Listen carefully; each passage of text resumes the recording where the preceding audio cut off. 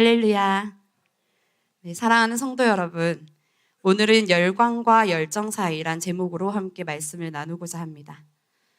여러분들은 무언가 열광해 보신 적이 있습니까?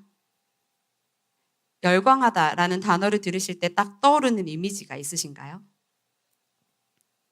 제가 살면서 느낀 점인데, 많은 사람들이 같은 단어를 들어도 자신의 경험과 또 자신의 성향에 따라 다른 이미지들을 떠올리더라고요.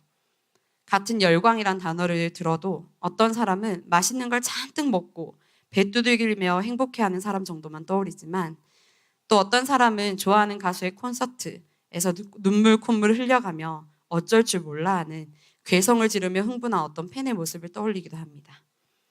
여러분이 떠올린 이미지는 어떠한가요?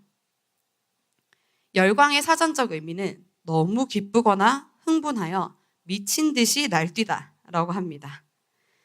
일상에서는 공연, 축구 관람처럼 감정이 크게 북받칠 때 열광하다라는 표현을 자주 쓴다고 합니다. 아마 저는 가보지 못했지만 BTS의 공연이나 얼마 전 여기 공설 운동장에서 있었던 싸이의 흠뻑쇼 같은 데 모여있던 사람들의 모습이지 않을까 싶습니다. 그럼 여러분, 열광하다라는 말과 가장 어울리는 성경 속의 장면은 어떤 게 있을까요? 지금 각자 떠오르는 장면들이 있으신가요? 제가 얘기해 줄 거라고 생각하고 생각 안 하시는 거 아니죠? 저는 가장 먼저 종려주일이 생각납니다. 예루살렘에 입성하시는 예수님이 자신들이 기다려오던 그 메시아, 자신들을 로마의 압제로부터 구원해 줄 그 승리의 왕이라고 생각한 백성들이 길거리엔 겉옷을 깔고 승리를 상징하는 종려나무 가지를 꺾어 흔들며 호산나 다윗의 자손이여 찬송하리로다 주의 이름으로 오시는 이여 하며 목이 터져라 함성을 질렀습니다. 한번 상상해 보십시오. 모르긴 몰라도 아무리 세계적인 가수의 공연에서 사람들이 열광하는 그런 것보다도 훨씬 더 대단했을 것 같지 않나요? 죽을 것만 같은 고통 속에 살아가던 그들이 이젠 정말 구원자가 나타났다고 생각했으니 말입니다. 오늘 본문에서의 무리들은 또 어떻습니까? 예수님께서 온 갈릴리를 두루 다니시며 회당에서 가르치시고 천국 복음을 전파하시니 그 지혜가 심히 대단하여서 사람들이 모두 놀랐다고 합니다. 우리나라에도 대단히 잘 가르치는 강사들이 있습니다. 그 사람들의 강의를 들으려고 새벽부터 자리를 맡고 강의실에 사람들이 더 이상 앉을 자리가 없을 만큼 모여듭니다. 온라인 강의를 듣는 사람도 어마어마합니다. 그래서 우리가 일타 강사라 부르는 그 유명 강사들은 돈도 어마어마하게 벌죠. 이스라엘 백성들에게는 예수님도 그러지 않으셨을까요?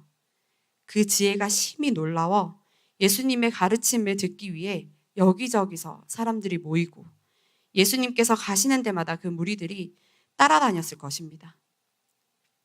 그런데 예수님은 말씀만 잘하실 뿐 아니라 백성 중에 모든 병과 모든 약한 것을 고치셨습니다.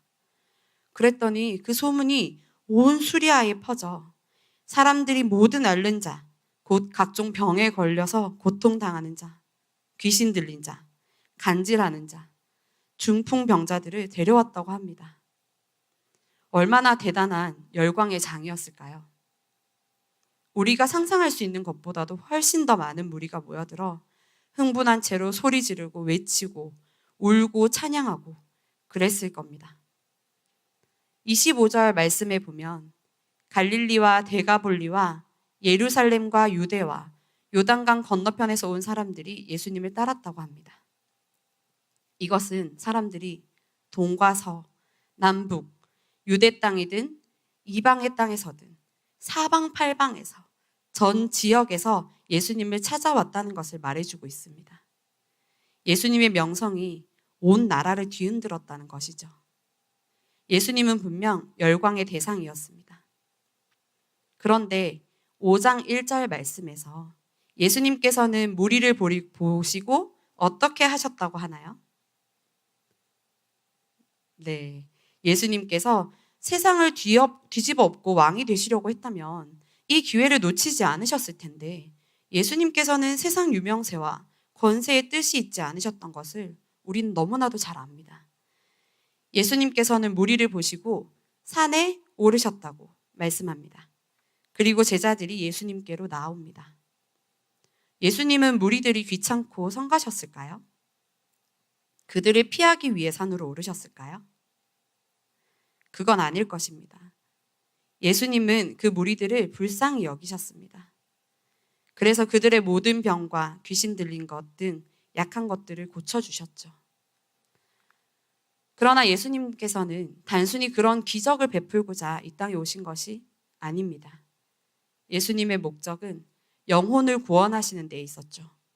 그래서 예수님께서는 산으로 오르십니다. 유대인들에게 산은 모세를 떠올리게 합니다.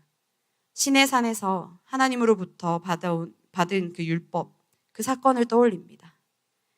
예수님께서도 산으로 오르시고 제자들이 나오자 입을 열어 말씀을 가르치기 시작하십니다. 왜 예수님께서는 이미 많이 모여있는 무리에게, 최대한 많은 사람들에게 말씀을 가르치지 않으시고 산으로 오르셔서 제자들에게 말씀을 가르치신 걸까요? 이 무리와 제자의 차이가 무엇일까요? 인간은 본래 무엇인가에 열광하기를 좋아합니다. 내 삶의 고통을 해결해 줄 것 같은 능력, 내 기대를 충족시켜 줄 것 같은 화려함, 그런 것들을 볼 때 우리는 반응합니다. 그 당시 무리들에게 예수님은 메시아이기 이전에 자신의 결핍을 채워줄 최고의 해결사였습니다. 병이 낫고 배가 부르고 삶의 문제가 일순간에 정리되는 그 신비로운 기적에 열광하지 않을 사람은 없을 것입니다. 하지만 여러분, 열광한다는 말을 들었을 때 또 떠오르는 성경의 장면을 한번 생각해 보십시오. 예수님이 잡혀가시고 재판을 받게 된 빌라도의 뜰에서 무리들은 예수를 십자가에 못 박으라고 악을 씁니다. 종려나무 가지를 흔들며 호산나를 외치던 열광이 왜 예수님을 죽이라고 외치는 열광이 되었을까요? 무리의 열광이란 그러한 것입니다. 예수님에게 관심 있고 예수님을 사랑한 것이 아니라 예수님께서 자신에게 베푸시는 그 혜택을 사랑한 것이죠. 예수님께서 베푸시는 기적을 보며 하나님의 아들이시기 때문에 열광한 것이 아니라 예수님이 베푸시는 기적으로 내가 배부르고 내가 병고침을 입었기 때문에 열광한 것입니다. 그러나 예수님이 자신들의 뜻과는 다른 행보를 보이시고 그들의 기대가 어긋나자 그들의 열광은 곧 증오와 배신으로 돌변했습니다. 그러나 제자들은 그렇지 않았습니다. 제자들은 자신의 안전하고 만족스러웠던 삶을 모두 내려놓고 집도 땅도 돈도 없는 예수님께서 따르라는 그 말씀에 거칠고 험한 제자의 삶에 뛰어들었습니다. 세상이 인정해줄 법한 어떤 보상도 없지만 기꺼이 예수님을 따랐습니다. 무리는 예수님으로 인해 혜택을 보기는 원했지만 험한 산 위로 따라 올라오기를 원하지 않았습니다. 그러나 제자들은 험한 산길을 따라 올라왔습니다. 무리는 열광했지만 제자들에게는 열정이 있었습니다. 사람들은 열광을 열정으로 착각하기 쉽습니다. 열정은 불꽃놀이와 같아요. 화려하고 순간적으로 사람들을 모으며 환호하게 만듭니다. 그러나 금세 사그라집니다. 반면 열정은 석탄과 같습니다. 겉으로는 조용해 보여도 그 중심에는 식지 않는 뜨거운 에너지가 흐릅니다. 사랑하는 성도 여러분, 기적을 쫓는 신앙은 병이 나으면 멈춥니다. 문제가 해결되면 식어버립니다. 하지만 제자의 길은 다릅니다. 제자의 열정은 주님이 누구신지를 알기에 그분이 가시는 그 길을 묵묵히 뒤따르는 것입니다. 이것이 무리와 제자를 가르게 됩니다. 무리에게 신앙은 소비이나 내가 필요할 때 예수님을 이용하고 기적이라는 상품을 소비하는 것이나 제자에게 신앙은 동행입니다. 주님이 가시는 그 험한 산길까지 기꺼이 밟고 올라가 그분의 입에서 나오는 말씀을 내 영혼의 양식으로 삼는 것입니다. 사랑하는 성도 여러분, 우리는 어떻습니까? 우리는 예수님을 따라다니는 무리입니까? 아니면 예수님을 따라 사는 제자입니까? 꼭 응답받아야 하는 기도의 제목이 있고 인생에 나 홀로 해결할 수 없는 어려움이 있을 때 주님 앞에 나와서 간절하게 기도하고 혹은 내 감정에 휩쓸려 큰 소리로 찬양하고 뛰며 찬양하며 열광하다가 신앙의 양심을 지키면 뭔가 손해를 볼 것 같은 상황에서 혹은 응답받고 삶의 어려운 문제가 해결되었을 때 스르륵 식어버리는 무리와 같진 않으신가요? 만약 지금 이 금요일 밤 즐겁고 신나는 자리를 다 버려놓고 혹은 쉬고 싶은 간절한 마음 뒤로하고 이 철야의 자리에 나와 뜨겁게 기도하고 찬양하는 이 마음이 나의 필요를 관철시키기 위한 열광에 그치고 있다면 오늘 이 시간 열광하는 무리가 아니라 열정을 가지고 주님을 따라 살아가는 제자가 되겠노라고 결단하고 나아가는 저와 여러분 되시길 소원합니다. 이제 주님은 제자들을 앉히시고 입을 여십니다. 우리가 잘 아는 팔복입니다. 그런데 이 팔복을 대할 때 우리가 반드시 기억해야 할 사실이 있습니다. 이것은 이렇게 하면 복을 줄게 라는 거래 조건이 아닙니다. 팔복은 예수님의 생명을 소유한 자는 이런 모습을 추구하는 삶을 살 수밖에 없다는 거룩한 본성, 곧 제자의 정체성입니다. 팔복이 무엇인지 함께 읽어보고자 합니다. 마태복음 5장 3절에서 12절입니다. 원래 오늘 본문 말씀을 제가 마태복음 4장 23절에서 5장 16절까지 잡고 싶었는데요. 너무 길면 말씀 봉독에서부터 지치실 것 같아서 본문은 짧게 잡고 중간에 이렇게 읽어야겠다고 했습니다. 자연스럽게 잘 되었죠? 네. 그럼 함께 읽어보겠습니다. 5장 3절에서 12절입니다. 시작. 심령이 가난한 자는 복이 있나니 천국이 그들의 것이미요. 애통하는 자는 복이 있나니 그들이 위로를 받을 것이미요.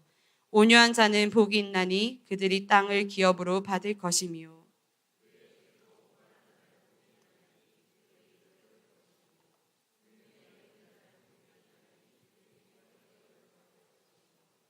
마음이 청결한 자는 복이 있나니 그들이 하나님을 볼 것이미요.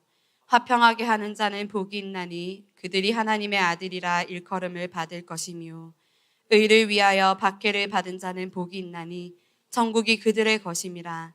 나로 말미암아 너희를 욕하고 박해하고 거짓으로 너희를 거슬러 모든 악한 말을 할 때에는 너희에게 복이 있나니 기뻐하고 즐거워 하늘에서 너희의 상이 큼이라. 너희 전에 있던 선지자들도 이같이 박해하였느니라. 아멘. 세상은 가진 자가 복되다고 합니다. 또 세상은 강한 자가 승리한다고 말합니다. 하지만 주님은 완전히 다른 가치관을 제시하십니다. 심령이 가난한 자는 복이 있나니 가난하고 애통하고 온유하고 의에 줄이고 긍휼히 여기고 마음이 청결하고 화평하게 하는 자, 그리고 마침내 의를 위하여 박해받는 자. 이것은 세상의 논리로는 결코 복이 될 수 없습니다. 왜 제자의 길은 이토록 고단할까요? 가장 충격적인 것은 마지막 8번째 복입니다. 10절부터 12절까지 주님은 의를 위하여 박해받는 자가 복이 있다고 말씀하십니다. 심지어 박해를 받을 때 기뻐하고 즐거워하라고 하십니다. 그러면서 예수님께서는 어떠어떠한 자는 그들이 라고 일컫던 것에서 벗어나 나로 말미암아 박해받는 너희에게 복이 있다고 말씀하십니다. 예수님과 너와 나의 관계가 되었습니다. 예수님으로 인해 박해받는 것이 제자들이 추구해야 할 가장 핵심적인 삶의 모습이기 때문입니다. 왜냐하면 세상은 열광하는 무리는 관대하게 받아주지만 예수님을 따라 살아가는 제자는 견디지 못하기 때문입니다. 세상은 썩고 냄새나며 어두운 곳입니다. 그런 곳에서 하나님 나라의 백성다운 삶을 살아낸다면, 팔복의 삶을 추구하며 그렇게 살아낸다면 기필코 우리는 세상에 드러날 수밖에 없습니다. 예수님께서는 제자들을 향해 너희는 세상의 소금이고 빛이라고 하셨습니다. 소금의 짠맛과 어둠 속의 빛은 어떤 공통점이 있을까요? 바로 숨겨지지 않는다는 것입니다.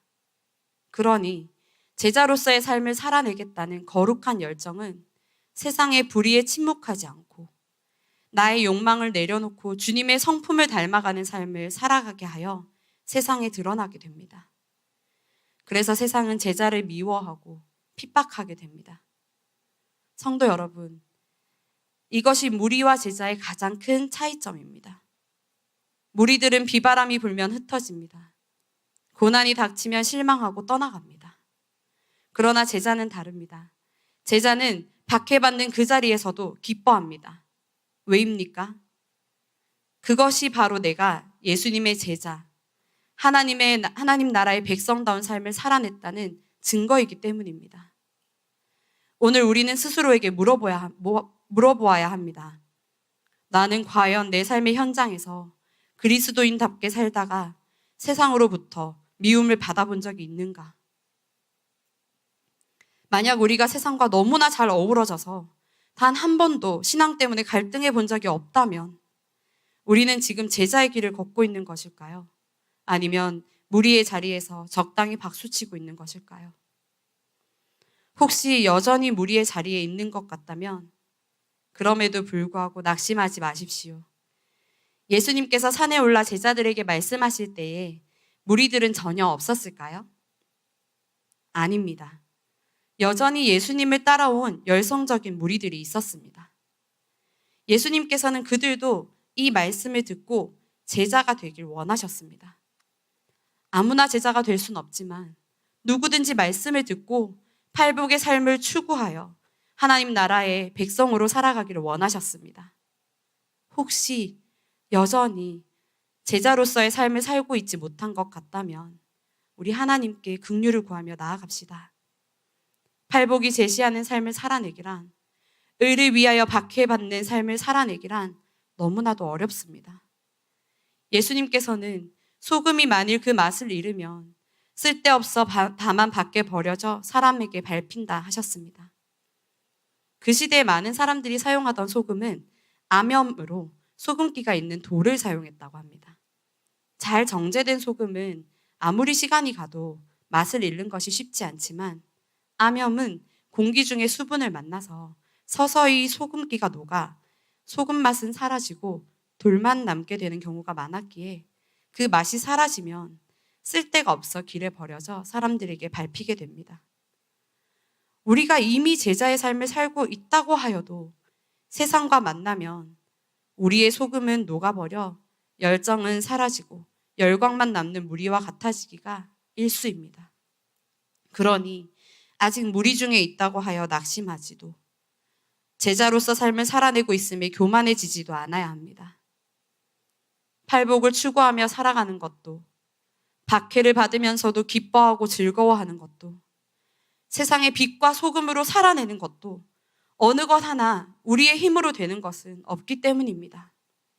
다만 우리가 할 것은 소금으로서 제 맛을 잃지 않도록 세상의 풍조에 휩쓸려 그리스도인으로서 정체성을 잃게 되지 않도록 끊임없이 기도해야 합니다. 어두운 세상 한복판에서 우리의 착한 행실이 드러나게 하므로 하나님께 영광을 올려드리는 삶을 살도록 도우시길 끊임없이 기도해야 합니다. 끝까지 열정을 잃지 않고 주님과 동행하는 제자로서 살아낼 수 있도록 도우시길 기도해야 합니다. 자신을 죽기까지 드려 우리를 구원하신 예수님께서 이미 그 모든 핍박과 환난을 이기셨음을 믿고 끝까지 견디고 인내하여 제자로서의 삶을 살아 마땅히 누리게 하신 그 복들을 누릴 수 있는 저와 여러분 되시길 소원합니다. 이제 말씀을 맺으려 합니다. 오늘 우리는 열광과 열정 사이에 서 있습니다. 금요철야의 이 뜨거운 열기가 단순히 내 마음을 달래는 종교적 열광으로 끝난다면 우리는 여전히 무리의 자리에 머물고 있는 것입니다.